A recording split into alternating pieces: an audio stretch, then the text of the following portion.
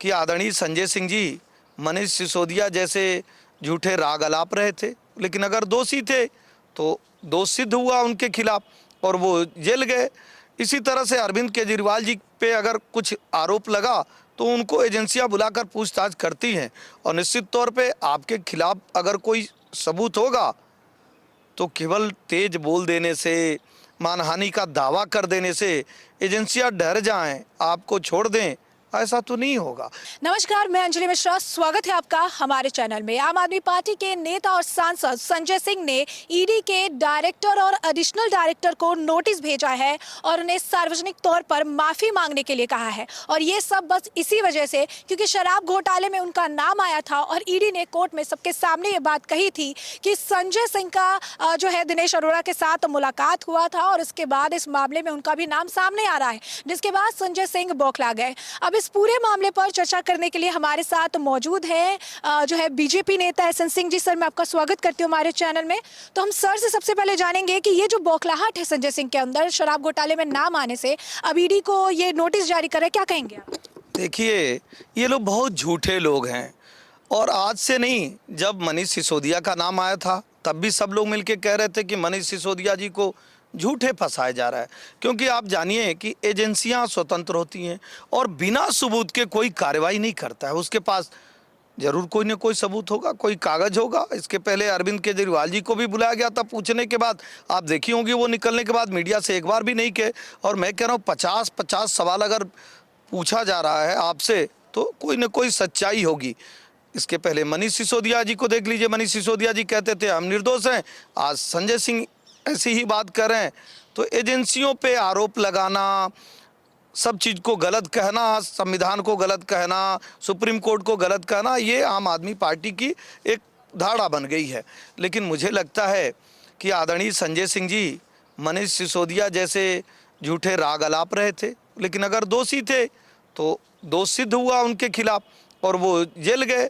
इसी तरह से अरविंद केजरीवाल जी पे अगर कुछ आरोप लगा तो उनको एजेंसियां बुलाकर पूछताछ करती हैं और निश्चित तौर पे आपके खिलाफ अगर कोई सबूत होगा तो केवल तेज बोल देने से, मानहानि का दावा कर देने से एजेंसियां डर जाएं, आपको छोड़ दें, ऐसा तो नहीं होगा। आप लोगों ने तो शुरू से ऐसा ही कार्य किया, अपने गुरुजी से झूठ बोले, दिल्ली की जनता से झूठ बोले। पहले दिन ही सरकार बनते रामलीला मैदान में आप बिल ले आने वाले थे, लोकपाल बिल लेकर आ रहे थे। आप यमुना साफ करके पूरे दिल्ली के साथ उसमें स्नान करने वाले थे। आप फ्री में यात्रा करने वाले थे सभी लोगों के साथ। मुझे लगता है कि लगातार जो झूठ के कार्य को करते हैं। और एक बड़ी ताज्जुब वाली बात आप देखी होंगी, पूरी दुनिया में कोई ऐसा नेतृत्व करता नहीं होता है जो एक प्रदेश का मुखिया हो और वो अपने पास साइनिंग अथॉरिटी ही नहीं रखे, कोई जिम्मेदारी ही नहीं रखे। क्योंकि पहले से ही लोगों को जानकारी थी कि हमें तो चोरी करना है और चोरी से बचना है, इस नाते हम कोई साइनिंग अथॉरिटी नहीं रखेंगे। लेकिन होता क्या है, दादा परदादा उनके दादा सभी लोग ये कहते आए हैं कि हर गुनाहगार कोई ना कोई गुनाह का सबूत छोड़ जाता है, जिसके नाते वो गुनाहगार पकड़ा जाता है। तो मुझे लगता है कि इन लोगों ने भी जो गुनाह किया है, केजरीवाल जी जो गुनाह किए हैं, मनीष सिसोदिया जो गुनाह किए हैं और संजय सिंह जो गुनाह किए हैं, वो दिल्ली की जनता के सामने वो सच धीरे धीरे निकल कर आ रहा है। और कुछ देर तक शोर मचाने से सच्चाई दबेगी नहीं, क्योंकि सच्चाई हर समय सच्चाई होता है, जबकि झूठ अवसर तलाशता है कि कैसे हम उस अवसर को देखकर और झूठ बोलें।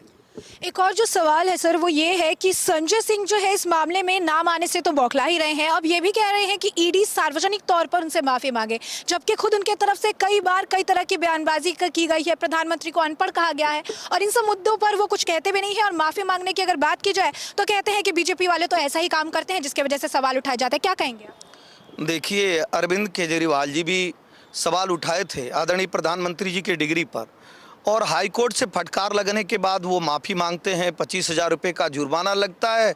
तो जब आदत हो जाती है किसी की कि गुनाह करिए और माफ़ी मांगिए, गुनाह करिए और माफ़ी मांगिए, लेकिन होता क्या, एक दिन ये गुनाह इतना बड़ा हो जाता है कि माफ़ी पे भी रियायत नहीं मिलती है, माफ़ी पे भी छूट नहीं मिलती है। मुझे लगता है वही नौबत संजय सिंह के सामने भी आने वाली है।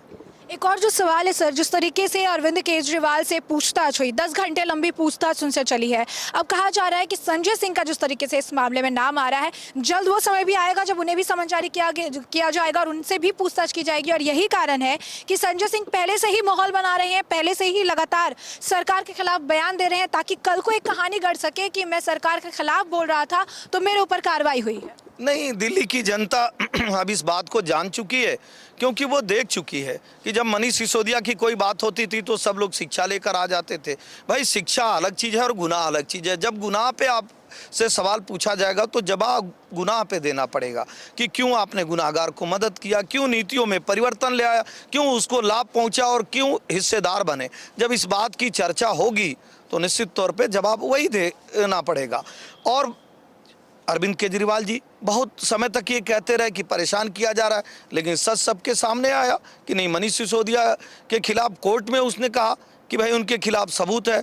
तो इसी तरह अगर संजय सिंह के खिलाफ कोई सबूत होगा और एजेंसी जांच कर रही है, वो उसका जवाब देगी कि उसके पास क्या सबूत है। लेकिन हम तो भारतीय जनता पार्टी के प्रवक्ता होने के नाते यही कहेंगे कि एक ऐसी पारदर्शी, जिम्मेदार और जवाबदेह सरकार देश में चल रही है जो एजेंसियों के ऊपर जिसका कोई नियंत्रण नहीं है। एजेंसियां स्वतंत्र हैं, अपना कार्य कर रही हैं, और जो गुनाहगार है अगर वो गिरफ्तार होता है, वो पकड़ा जाता है, गुनाह करता है, तो उसके खिलाफ अगर कोई कार्रवाई होती है तो ऐसे राजनीतिक पार्टियों को मुझे लगता है कि शोर नहीं करना चाहिए, आपको जवाब देना चाहिए, उन एजेंसियों को बदनाम नहीं करना चाहिए, क्योंकि वो एजेंसियां सभी कालखंडों में थी और सभी कालखंड में रहेंगी। और प्रदेश की जनता के प्रति जवाबदेह बनिए, संविधान के प्रति जवाबदेह बनिए, उन एजेंसियों के प्रति जवाबदेह बनिए, और अपने प्रति जवाबदेह बनते हुए कोई गुनाह का कार्य मत करिए। तो मुझे नहीं लगता है कि कोई भी एजेंसी या कोई संवैधानिक संस्था किसी को भी परेशान करेगी। सर, एक और जो आखिरी सवाल है वो ये है कि ये कहा जा रहा है कि संजय सिंह जो है ईडी पर दबाव बनाने का प्रयास करे, क्योंकि इससे पहले भी जिस दिन मनीष सिसोदिया से पूछताछ का मामला था उस दिन भी ये प्रेस कॉन्फ्रेंस कर रहे थे, ईडी के ऊपर झूठे आरोप लगा रहे थे, और आज फिर एक बार इन्होंने ईडी को जो है नोटिस कानूनी भेजकर कहीं ना कहीं क्या ये एक तरह से केंद्रीय जाँच एजेंसियों पर दबाव बनाने का प्रयास है, ताकि जो इनका नाम लिया जा रहा है वो लेना वो बंद कर दे। देखिए, तमाम झूठे लोग ऐसा दबाव बनाते हैं, चोर मचाए शोर वाली कहावत आज की नहीं है, बहुत पुरानी है कि चोर शोर मचाता है कि ध्यान आकर्षण दूसरे तरफ हो जाएगा। लेकिन क्या ये संभव है? 2014 के बाद देश में ऐसा संभव हो पाया है कि आप एजेंसियों को चोर मचाए शोर वाली कहावत करके और उनको बरकरार लेंगे? ऐसा हो नहीं पाएगा, क्योंकि एजेंसियां जिम्मेदारी से अपने दायित्व का निर्वहन कर रही हैं और जो गुनाहगार है उसको दंड देने का कार्य कर रही हैं। और संजय सिंह को अगर लगता है कि वो चोर मचाए शोर वाली कहानी से बच जाएंगे तो ऐसा नहीं होगा, और जो गलत कार्य नहीं किया होगा तो सांच को आँच कैसा, उसको डरना भी नहीं चाहिए। और गलत कार्य किए होंगे तो आप सोचेंगे कि हम शोर मचाएंगे या तमाम और माध्यमों को अपना लेंगे, तो वो कोई भी माध्यम अब चलने वाला नहीं है।